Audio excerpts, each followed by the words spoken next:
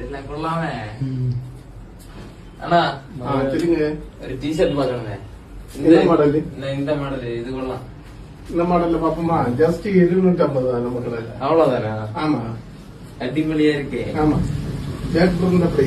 ஓ இது கொள்ளலாம். இந்த ஒரு வேற மாடல் 2 மாடல் எடுத்து போடு. இதா பாருங்க ப்ரோ. இது கொள்ளலாம். இந்த மாடல் எப்படி கொள்ளாமா? இது பக்காவா இருக்கு.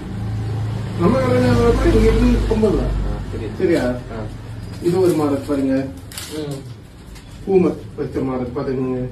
பாத்தீங்களா? இது கொள்ளலாம். எப்படி இருக்கு நம்ம HMF பொருள்? அடுத்த மாடல் பாக்குறீங்களா?